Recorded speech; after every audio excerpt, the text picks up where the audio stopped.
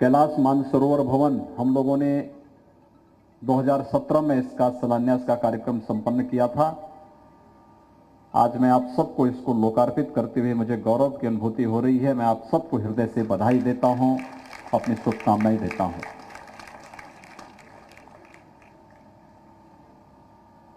लोगों को यही तो चिढ़ है कि आखिर ये सब काम क्यों हो रहे हैं, और इसी चिढ़ के नाते क्योंकि जो काम वर्षों वर्षों और सदियों सदियों में नहीं हुए, आज वे हाथों हाथ उन सब कार्यों को होते हुए और सफलतापूर्वक क्रियान्वयन होते हुए जब देश देख रहा है तो देश प्रफुल्लित है। लेकिन जिन्हें भारत की प्रगति अच्छी नहीं लगती, जिन्हें भारत का विकास अच्छा नहीं लगता, भारत की खुशहाली अच्छी नहीं लगती, भारत के गांवों में, भारत के किसानों में, भारत के नौजवानों के चेहरे पर जिन्हें हंसी अच्छी नहीं लगती, उनकी दिन रात की नींद जहां पूरी तरह समाप्त हुई है, वहीं वह देश के खिलाफ फिर से षड्यंत्र रचने में लगे हुए हैं। भाइयों बहनों, यहां पर हम लोगों ने कैलाश मानसरोवर के इस भवन के लिए जब जनरल साहब ने, सुनील जी ने, यहां के हमारे सेतुल जी ने, पूर्व महापौर अंशु जी ने और अन्य सभी यहां के हमारे जनप्रतिनिधियों ने जब ये मांग शासन के सम्मुख रखी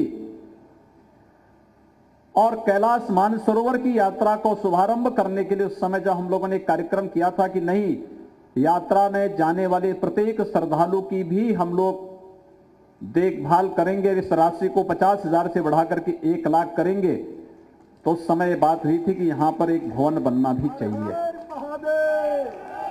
और नहीं तो यही गाजियाबाद था। यहां पे इस प्रकार की यात्रा का भवन बनने की बात तो दूर, शासन और एनजीटी के नियमों का उल्लंघन करके हज हाउस बना दिया जाता था। और कैलाश मानसरोवर के भवन की जब मांग उठती थी तो हर जमीन को विवादित कर दिया जाता था। भाइयों बहनों, हम लोगों ने तो इस जमीन की भी कीमत दी, और इस भूमि की कीमत देने के बाद यहां पर यह भव्य भवन उन सभी श्रद्धालु जनों के लिए बनाया है जो कैलाश मानसरोवर की यात्रा करना चाहते हैं, सिंधु दर्शन की यात्रा में जाना चाहते हैं, उत्तराखंड में बद्रीनाथ, केदारनाथ जी का, गंगोत्री और यमुनोत्री जी का दर्शन करने के लिए उस धाम की यात्रा में जाना चाहते हैं। उन सभी के लिए यह भवन यहां पर उपलब्ध होगा, उनकी सेवा के लिए समर्पित होगा।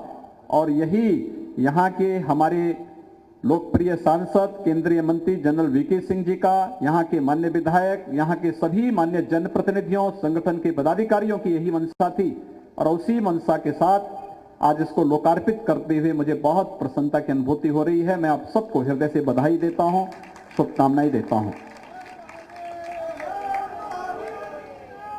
भाइयों बहनों, यहां पर विकास की 30 परियोजनाओं का भी शिलान्यास और लोकार्पण का कार्यक्रम हो रहा है।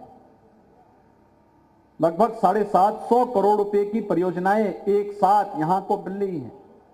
132 करोड़ का तो ये भवन है, भवन जमीन सहित 132 करोड़ रुपए शासन ने इस पर खर्च किए हैं।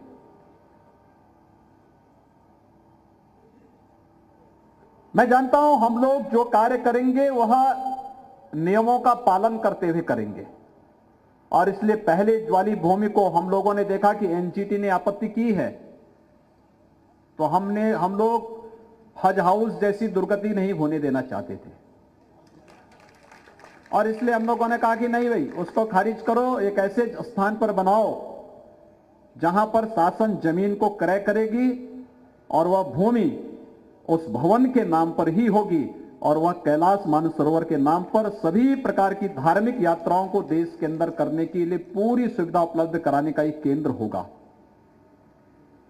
कल ही हम लोगों ने धर्मार्थ कार्य विभाग के महानिदेशालय का भी गठन किया है। आखिर हमारे लिए श्रद्धा के केंद्र हमारे धार्मिक स्थल हैं ही, लेकिन ये पर्यटन और रोजगार के बहुत बड़े माध्यम हैं। हम एक मंदिर देखते हैं, एक मंदिर होता है, लेकिन मंदिर में प्रसाद के लिए भी कुछ लोगों को जगह मिल जाती है, फूल बेचने के लिए भी कुछ लोगों को जगह मिल जाती है, वहां पे कोई रेस्टोरेंट की भी व्यवस्था हो जाती है, वहां पे धर्मशाला के कार्य में बहुत सारे लोग जुड़ जाते हैं। यानी रोजगार सृजन का भी एक बहुत बड़ा माध्यम बनता है। हमारी आस्था का सम्मान के साथ साथ रोजगार का भी बहुत बड़ा माध्यम बनता है। और भारत के अंदर जो स्पिरिचुअल टूरिज्म है, ये तो अपार संभावना वाला है। मुझे याद है जब 2017 में हम लोग प्रदेश की सत्ता में आए थे, मैं प्रधानमंत्री जी से मिलने के लिए गया था। प्रधानमंत्री जी ने कहा 2019 के प्रारंभ में कुंभ है, आप लोगों के पास केवल 2.25 वर्ष हैं, क्या कुंभ का आयोजन एक भव्य और दिव्य कुंभ के रूप में हो सकता है? प्रधानमंत्री जी का विजन था, उनका मार्गदर्शन था। और आपने देखा होगा प्रयागराज कुंभ पहले गंदगी के लिए, भगदड़ के लिए, अव्यवस्था के लिए, इसके लिए जाना जाता था। लेकिन 2019 में जब इसी ही प्रयागराज में हम लोगों ने कुंभ का आयोजन किया, तो वही कुंभ अपनी भव्यता के लिए, अपनी दिव्यता के लिए, अपनी स्वच्छता के लिए, अपनी सुरक्षा के लिए, अपनी सुव्यवस्था के लिए देश और दुनिया के लिए एक मानक बना। 24 करोड़ श्रद्धालु वहां पर उपस्थित हुए, दुनिया उमड़ पड़ी। और जब मैंने वहां के अलग अलग तबके के लोगों से जानकारी ली, नाविकों से जानकारी ली, वहां के व्यापारियों से जानकारी ली, रेस्टोरेंट और होटल संचालन करने वाले लोगों से जानकारी ली, वहां के गाइड थे, पंडित थे, इन सबसे मैं सबसे अलग अलग उन सबसे मैं मिला और मैंने सबसे जानकारी ली कि आखिर कुंभ से क्या कोई फायदा हुआ। उन्होंने कहा साहब ऐसा अद्भुत समागम और ऐसा अद्भुत कार्य हम लोगों ने न कभी देखा है, क्योंकि ये कार्य अपने आप में अद्भुत था ही, लेकिन साथ साथ हमारी रोजी रोजगार में भी कई गुना वृद्धि हुई है, कई गुना अभिवृद्धि हुई है। और ये कार्य, ये संभावना गाजियाबाद में भी मौजूद है। अगर अयोध्या में हो सकता है, काशी में हो सकता है, गढ़ में हो सकता है, तो गाजियाबाद में भी इन संभावनाओं को कोई रोक नहीं सकता है। और उन्हीं संभावनाओं को आगे बढ़ाने के लिए आज हम सब यहां पर आए हैं।